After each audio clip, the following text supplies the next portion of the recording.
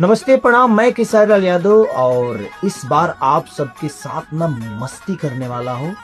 पटना में 1 मार्च 2026 की होली आप सबके साथ मैं मनाने वाला हूँ, जो कि करा रहे हैं हमारे शुभ आरंभ इंटरटेनमेंट और मौर्या बिल्डर्स। और मैं ही नहीं, मेरे साथ साथ मेरे भाई एल्विस यादव जी और लोकेश कटारिया। तो हम सब पूरी टीम के साथ आ रहे हैं संग्रीला पैलेस पटना में। तो इस बार जो मजा करेंगे ना, एल्विस भाई ने बोला है कि सिस्टम हैंग होगा, क्या हैंग होगा, और इस बार हम हैंग करेंगे पूरे सिस्टम को।